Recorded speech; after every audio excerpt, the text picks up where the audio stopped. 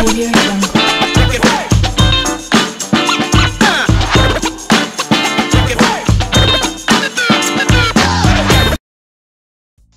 Comment va tout le monde? C'est Lord Vendetta avec vous. On est mercredi aujourd'hui. C'est une autre vidéo statique. J'aimerais saluer tous mes abonnés Twitch, mes abonnés Patreon et mes abonnés YouTube. Salut à vous. J'espère que tout le monde va bien. Aussi, je remercie tous les gens qui prennent le temps à mettre des commentaires, à liker, à m'écrire en message privé, à me demander des questions. Vraiment, force à vous. Merci la famille. Merci, merci. C'est grâce à vous que je vais continuer à faire ce que je fais. Bon, c'est une vidéo statique. On va parler de Ripple, donc là ici, c'est les seules news qu'il y a aujourd'hui, donc il y a 2 articles concernant ça. Et le reste, ça va être une culture générale sur la crypto au complet. Sinon, tout à l'heure, juste après celle-là, il y aura une deuxième vidéo concernant Flare, donc un deuxième épisode, parce que hier j'ai fait le premier épisode. Donc j'ai parlé des wallets, j'ai parlé un peu du fonctionnement, comment les choses vont fonctionner. Mais là maintenant, le deuxième épisode, je vais parler d'une autre partie encore sur le Flare Network. Et petit à petit, chaque jour, je vais faire une vidéo de 15, 20, 30, même à 40 minutes pour, voilà, pour que vous puissiez comprendre le tout, parce qu'il y a trop de choses et on peut pas tout faire, je peux pas faire ça dans un live stream, ok? Donc voilà, c'est une deuxième vidéo qui va suivre. On commence sans trop perdre votre temps. XRP 88 sous, une hausse de 10,18%. Toujours en dollars américains, le market cap on parle de 40 milliards, une hausse de 10,28%. Et le volume dans les dernières 24 heures on parle de 4 milliards, une baisse de 10,11%. Et le circulating supply on parle de 46 milliards. Et là avant c'était 15,15, maintenant c'est 0,19. Donc il y a peut-être un 400 millions qui s'est ajouté ou n'importe. Bref, la crypto au complet, on parle de 10 350. Donc, encore peut-être une vingtaine, une quinzaine qui sont ajoutés. Et le market cap, on parle de 1 trilliard 596 milliards. Et le volume dans les dernières 24 heures, on parle de 129 milliards. Et la BTC Dominance, 42,8%. Donc, elle a augmenté un peu plus comparé à hier. Ok? Bon. Le premier article d'aujourd'hui, et voilà, il est sorti il y a 43 minutes. Donc, le procès XRP, à quelle menace existentielle Ripple est-il confronté? Donc, c'est quoi la menace? Et on va découvrir ça today. À l'heure actuelle, l'affaire en cours SEC contre Ripple Labs menace de se transformer en une série de motions et de contre-motions. Moins d'une semaine après que la SEC a demandé au tribunal une prolongation de 60 jours de la découverte, les défendeurs ont riposté avec leurs propres réponses. À l'époque, l'agence de réglementation avait fait valoir que Ripple avait des difficultés à produire des documents réactifs. Ceux déjà en sa possession étaient très incomplets. Donc, maintenant, la SEC a demandé un 60 jours. Là, les défendeurs, Ripple, ils ont dit hey, stop. Ils ont répondu avec une réponse. Maintenant, ce qu'on nous on comprend pas, c'est que l'agence, elle a dit à la cour, hey, Ripple, elle a de la difficulté à produire des documents. Ok. Mais toi, la SEC, on t'a demandé 2 fois de produire les documents BTC, Ethereum, XRP, et jusqu'à maintenant, tu ne les as pas encore produits. Comprenez? Donc, c'est un peu injuste ici. En fait, la SEC a également soutenu qu'une telle prolongation ne retarderait pas le procès, ni s'imposerait de charges indues à quiconque. Donc, pour elle, le fait qu'elle retarde les choses, il n'y a aucun problème. Ça ne va pas retarder le procès, il n'y aura pas de charge, rien. Elle a le droit de faire ça, pas de problème, mais c'est vraiment stupide. Ripple Labs, naturellement, pense différemment. Cependant, les défendeurs ayant déposé leur opposition à la demande de la SEC pour la dite prolongation il y a quelques heures. Dans le même ordre d'idées, les prévenus accusaient l'agence d'avoir confondu l'opposition de la première à une telle demande. La SEC avait affirmé que l'opposition de Ripple était motivée par son souhait de se diriger vers un jugement sommaire dès que possible. Selon Ripple, cependant, ce n'est pas vrai. Les défendeurs affirment que leur proposition à une telle demande est basée sur la façon dont son octroi serait préjudiciable aux défendeurs. De plus, dans le même dossier, Ripple Labs a également fait valoir que la SEC n'avait produit aucune bonne raison pour modifier le calendrier de découverte. Voilà. Donc, elle est où ta raison? Voilà. Donne-nous une raison fiable, un argument fiable pour qu'on te dise, ok, you know what? On va t'ajouter un autre 2 mois. Là, jusqu'à date, elle a juste demandé 2 mois, mais elle n'a aucunement donné un argument ou une raison fiable pour que la juge et les défendeurs prennent ça en considération. Non, zéro. Ok? Donc, encore une fois, c'est injuste. Selon Ripple, voilà, non. Dans une vidéo récente discutant de ce à quoi ressemblerait un règlement entre Ripple et la SEC, l'avocat Jeremy Hogan avait suggéré que Ripple aurait besoin d'assurance qu'il sera en mesure de maintenir ses activités et ODL. Exactement. Donc, deux conditions. La première condition, c'est que je continue mes activités comme je veux. Deuxième condition, la clarté sur XRP. La sanction civile n'étant pas assez importante pour provoquer la faillite. Ripple, dans son dernier dépôt, a réitéré l'importance de la même chose, les défendeurs affirmant: le retard dans ce litige constitue une menace existentielle pour les activités de Ripple aux États-Unis. Poursuivant en citant comment l'attente du procès a considérablement nui au marché de XRP, au pays et à l'étranger, et à la liquidité associée à l'actif crypto aux États-Unis. Les défendeurs ont également fait valoir que la capacité de Ripple à gérer et à développer l'ODL dans le monde entier a été endommagée. Et ça, c'est vrai. Endommagé. On le voit, on l'a vu avec MoneyGram, on l'a vu avec plein d'autres acteurs. Et ça, ce n'est pas cool parce que la SEC a détruit, elle est en train de détruire le business de Ripple. Ce n'est pas une compagnie frauduleuse, ce n'est pas des criminels ni rien. Pour rien, absolument pour rien, elle est en train de détruire un business. Et aussi des investisseurs qui dépendent sur ce business. Chaque jour supplémentaire pendant lequel cette poursuite est en instance est un jour où les marchés XRP restent indûment gelés aux États-Unis et les affaires de Ripple sont injustement entravées. Et c'est vrai, à chaque jour, on le voit bien, XRP, il est aucunement listé dans les plateformes d'échange. Donc, les plateformes d'échange, de 1, elles perdent de l'argent. De 2, la liquidité, elle prend un coup aux États-Unis et ailleurs aussi dans le monde entier. Les clients, on va pas trop bouger parce que vous êtes en affaire avec la SEC. Donc, c'est un bordel en ce moment. À chaque jour, ça retarde les choses. Donc, là, maintenant, la SEC, c'est ou bien elle trouve une façon pour, ok, hey, on arrête de jouer, voilà les vraies choses, ou bien elle ferme sa gueule, elle fait un règlement et merci, bonsoir. Parce que là, ça devient vraiment... On sait que c'est ridicule, on sait que Ripple va gagner, on sait, mais là, ça devient vraiment... Ça devient lent pour rien, ok? Ceci est gravement préjudiciable à Ripple et la motion de prolongation de la SEC ne le mentionne même pas et encore moins explique pourquoi le retard proposé ne nuirait pas à Ripple. À chaque jour, ils viennent de le dire, à chaque jour ça nuit. Et eux maintenant ils veulent ajouter 2 mois supplémentaires. Vous avez eu 2 ans et demi pour faire ce que vous voulez faire et vous avez 8 ans pour déposer la meilleure accusation. Et là maintenant vous avez besoin de 2 mois de plus pour faire quoi? Vous n'avez même pas donné d'argument fiable pour qu'on vous donne ce 2 mois de plus. Et là, tu oses dire que ce 2 mois-là, non, ne va pas entraver, ne va pas mettre du retard dans les affaires de Ripple. Est-ce que toi, tu connais Ripple? Est-ce que tu sais qu'est-ce que Ripple a comme client? Est-ce que tu sais quelle activité Ripple a? Tu ne sais rien. Tu ne sais même pas si XRP est une sécurité ou une monnaie. Tu ne sais rien. Donc, comment tu sais que ça ne va pas mettre du retard dans les activités de Ripple? Comment tu sais qu'il n'y aura pas d'autres frais qui vont s'ajouter sur les avocats de Ripple? Comment tu sais tout ça? Comme j'ai dit la dernière fois, comme j'ai dit à chaque vidéo, ils créent des requêtes, ils créent des choses, ils créent des arguments qui font aucun sens et ils les jettent sur la gueule de la juge en espérant que la juge prenne en considération 1 ou 2 ou 3 ou 4 ou n'importe. Et là, ils continuent à ajouter. Et là, après ça, ça parle de « Ah ouais, ça retarde les choses. » Mais c'est eux qui retardent les choses avec des requêtes qui ne font aucun sens. Ils ne veulent pas donner les documents. BTC, XRP, Ethereum. Là, maintenant, leur date limite, c'est le 11 juin. Maximum, c'est le 18 juin. Donc, ils ont beau à faire ce qu'ils veulent. Le moment où ils vont donner les documents, c'est merci, bonsoir. Anyway. Qui plus est, le présent dossier affirmait également que la SEC n'avait pas été en mesure de produire un motif valable pour modifier l'ordonnance de programmation. En fait, selon Ripple, l'affirmation de l'agence selon laquelle beaucoup de temps a été consacré à la pratique des mouvements ne tient pas compte du fait qu'il s'agissait principalement de sa propre fabrication incorrecte. La meilleure partie de cette opposition de Ripple est de souligner que bon nombre des retards dans la SEC se plaint ont été causés par la SEC elle-même. Et ça, c'est vrai. Par exemple, ne pas remettre les documents liés au statut de BTC Ethereum. Ça fait 2 fois qu'on te le demande. Là, normalement, si tu les avais donnés, on ne serait pas en retard.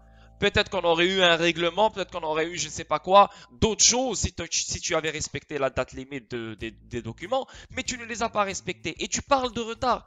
Toi-même, tu es en train d'introduire la cour en retard, dans le retard. Tu es en train de mettre cette affaire dans le retard. Parce que tu ne veux pas donner les documents. C'est injuste. Donc, elle est hypocrite dans ses affaires. Dans son comportement est hypocrite. Elle joue une face ici, elle joue une autre face là-bas.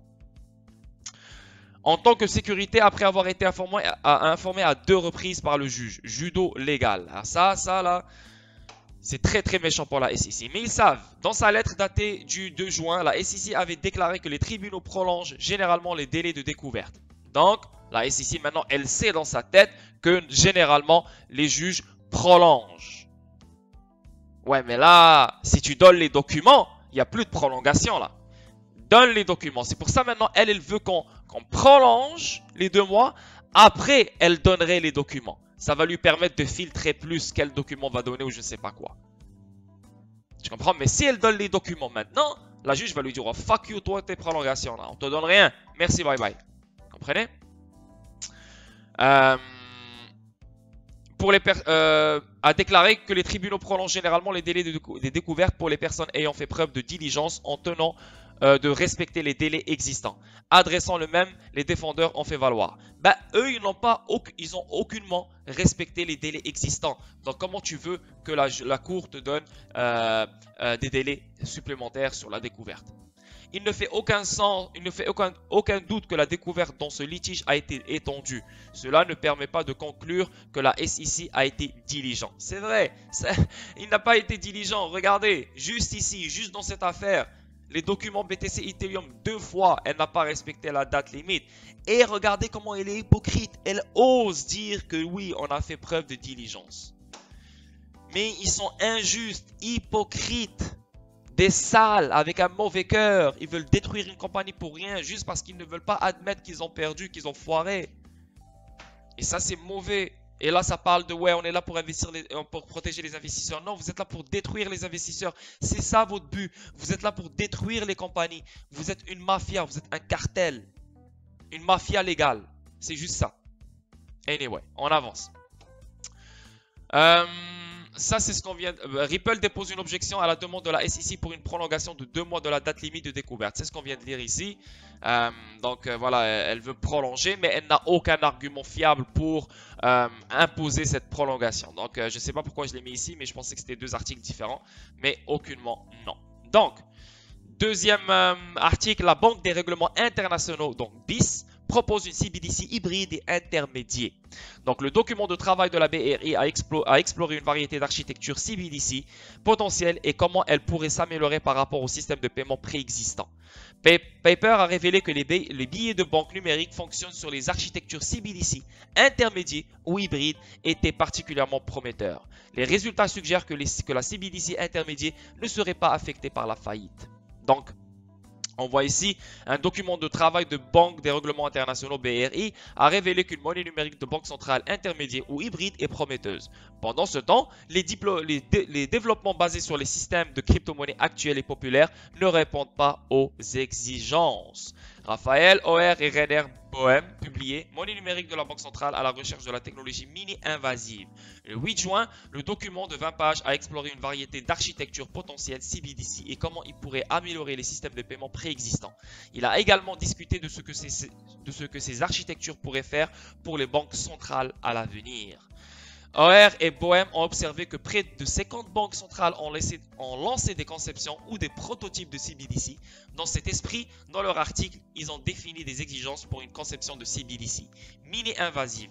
Des exigences qui comprenaient la capacité de mettre à niveau l'argent selon les besoins actuels sans perturber l'architecture éprouvée à 2 niveaux du système monétaire. Bref, je ne vais pas lire le tout, mais on voit ici que la Banque des règlements internationaux continue à proposer des CBDCs, des infrastructures pour les CBDCs, etc., etc.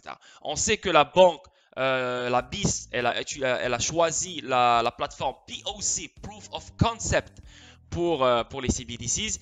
Et on sait que la Banque d'Angleterre a utilisé Ripple, Proof of Concept, pour faire un échange entre 2 devises. Donc, est-ce que je suis en train de dire ici c'est Ripple? Non, je dis rien.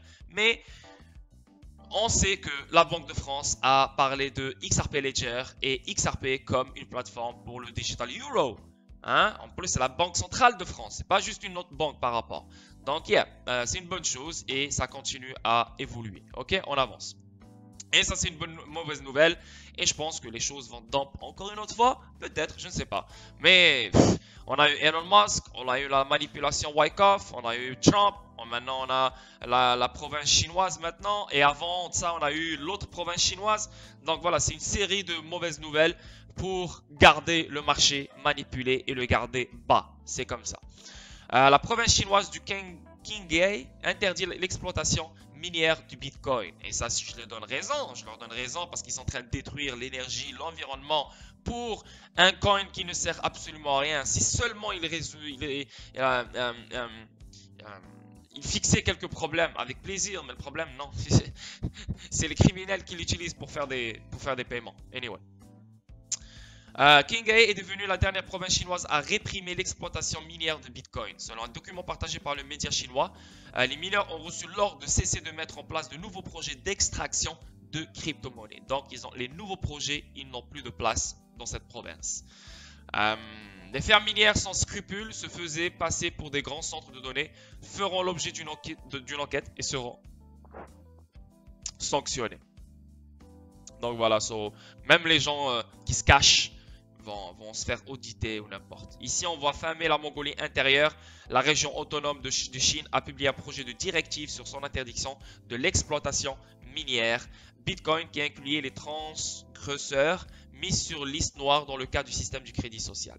Donc voilà, une mauvaise nouvelle pour BTC, mais vu que tout est corrélé à BTC, ben, tout va suivre BTC. C'est ce qui est mauvais. C'est ce qui est mauvais et c'est ce qu'on attend de voir. Maintenant, on sait que Tether peut chuter à n'importe quel moment parce qu'on sait que Tether n'est aucunement backé par le dollar américain. Seulement 3% de chaque Tether est backé par un dollar américain. Donc, il n'y a pas de liquidité, il n'y a pas d'argent, c'est de l'illusion, c'est une arnaque et c'est un scam. Et le problème, c'est que toutes les plateformes d'échange sont basées sur USDT. Il y a beaucoup plus de liquidité sur USDT que n'importe quel autre actif numérique. Et BTC est basé sur l'USDT. Donc, si l'USDT chute, BTC va chuter. Et si BTC va chuter et tout est corrélé à BTC, bah, tout va chuter. Le market au complet va prendre un coup de malade. Vraiment de malade. Et c'est pour ça que XRP maintenant est en train de se battre avec la SEC. Et c'est pour ça que XRP a besoin de la clarté pour se décorréler de BTC et sortir de ce tsunami qui s'en vient vers notre gueule. Parce que c'est inévitable. Tether va cesser ses activités à un moment donné, c'est sûr et certain. Mais si XRP reste encore dans ce marché comme il est, il va suivre le marché et ça va détruire l'utilité que Ripple a toujours mis en place. Et c'est pour ça que ce qu'on est en train de vivre cette année est très important et très critique. C'est pour ça que Jeff McCaleb finit le tout cette année. On aura les régulations cette année. On aura la fin du deal cette année. On aura plein de choses cette année. C'est très critique cette année. Et c'est pour ça qu'on va avoir plein de choses différentes, plein de faux mots, plein de spéculations, plein de bordel qui vont faire éclater les choses. Dans le sens pour XRP, je parle. Parce que l'XRP, ce sera le seul investissement sans risque dans toute la crypto au complet. Parce qu'il sera le seul régulé de la bonne façon par toutes les agences de régulation mondiale. Y compris le Japon, l'Angleterre, les États-Unis, partout. C'est le seul actif numérique qui sera régulé sans risque et safe. Je vous laisse penser à ça. Le Salvador devient le premier pays à adopter le Bitcoin comme monnaie légale. Donc ça, c'est officiel, c'est mort. Ils ont pris la photo hier ou je ne sais pas quoi. Donc là, c'est mort. Mais il ne faut pas oublier que le Salvador est un pays, tout ce genre de pays, Paraguay, Salvador, Venezuela, Panama, c'est des pays basés sur le trafic de drogue. C'est des pays qui sont basés sur les cartels, sur la cocaïne, sur les gangs, etc. C'est comme ça. Hein, c'est des pays où ça blanchit beaucoup d'argent. C'est des pays le gouvernement est contrôlé par les cartels. C'est comme ça. Hein. Donc, quand tu veux... Et ça, c'est le genre de pays qui veulent mettre de côté le US dollar, mettre de côté le dollar américain. Donc, c'est pour ça que tu les vois utiliser Bitcoin, etc. Mais tu ne vas jamais voir des gros pays comme la France, comme l'Italie, etc. dire que nous, on va utiliser Bitcoin comme monnaie légale. Non. Hein? Donc, c'est une bonne chose, c'est bien, c'est correct pour eux. Mais le problème, c'est que le peuple ne pourra pas se permettre des transactions, des paiements avec BTC. Si tu veux faire un paiement avec BTC, ça te coûte 12 $ par transaction. Ici, toi, tu fais 6 $ par jour, hein, au Salvador. Comment tu pourras faire tes paiements? C'est bien beau pour les riches, hein, c'est bien beau pour les gens impliqués, etc., etc. Mais les gens normaux, les particuliers, mais c'est pas bien pour eux, là. C'est trop cher. Comprenez? Anyway. Donc, c'est officiel, le Salvador a adopté le Bitcoin comme monnaie légale. Maintenant, tu vas au Salvador, tu vis la vie si tu es un Bitcoin maxi ou Bitcoin fan. Tu peux acheter tout le monde là-bas. Bon, on avance. Le président iranien déclare légaliser la cryptographie et protéger le capital du peuple. Donc, même le président iranien et l'Iran rentrent dans la cryptographie. Le président iranien Hassan Rouhani appelle à légaliser le commerce de crypto en Iran. Le président dit qu'il faut mettre des lois qui protègent le capital du peuple. Le président Rouhani a déclaré que cela préserverait et protégerait des intérêts nationaux. Lors d'une récente réunion du Conseil de coordination économique du cabinet iranien, le président iranien a souligné la nécessité de mettre en place les lois nécessaires pour légaliser les activités de crypto-monnaie. Pour le moment, Bitcoin mining est toujours interdit dans le pays. Cependant, comme mentionné ci-dessus, le pays essaie maintenant de trouver des cadres juridiques appropriés pour la cryptographie. Donc l'Iran aussi rentre dans le jeu et voilà, on est là. Yes, yes, yes, yes. Interactive Brokers proposera le crypto trading d'ici la fin de l'été. Interactive Brokers commencera à négocier des crypto-monnaies sur sa plateforme d'ici la fin de l'été, a déclaré le président directeur général Thomas Peterfy. Les clients demandent certainement le trading crypto et nous espérons être prêts à leur offrir d'ici la fin de l'été, a déclaré Peterfy mercredi lors de la conférence Piper Sandler Global Exchange and FinTech. Les courtiers rivaux Fidelity et Charles Schwab n'offrent actuellement pas de crypto trading direct sur leur plateforme. Cependant, l'application de négociation d'actions Robinhood propose des transactions cryptographiques. Donc là maintenant on parle des brokers, hein, les brokers traditionnels, hein, des brokers traditionnels qui n'ont jamais touché à la crypto. Maintenant vont commencer à offrir du trading sur leur plateforme. Donc là maintenant une personne peut ouvrir un compte chez Interactive Brokers, donc un broker traditionnel, et il a une section crypto sur laquelle tu peux trader. Donc là maintenant ça va inciter aux traders traditionnels, les traders sceptiques qui ne connaissent pas le trading, qui n'ont rien à voir, qui ne connaissent pas la crypto. Ils ne veulent rien savoir de la crypto, ils ne sont pas à l'aise d'aller sur Binance et tout. Ils pourront maintenant découvrir la crypto, trader la crypto à partir de leur broker préféré qui est Interactive Brokers. Malheureusement, Fidelity n'offre pas ça, Charles Schwab n'offre pas ça. Seulement Robinhood qui propose des transactions cryptographiques, mais pas de trading cryptographique. Ok? Donc, voilà, je voulais juste partager avec vous comme quoi les brokers traditionnels rentrent dans la crypto, mais offrent le crypto trading. Donc, ça va permettre à plus de gens traditionnels de connaître la crypto et connaître la crypto trading. Donc, il y aura plus d'argent qui va rentrer dans la crypto. Ok? C'est une bonne chose. Bon voilà la famille, c'est une vidéo de 22 minutes, je suis très content, c'était court. Est-ce que j'ai un autre truc à vous présenter? Parce que je ne sais pas, il y a un truc qui me tracasse là.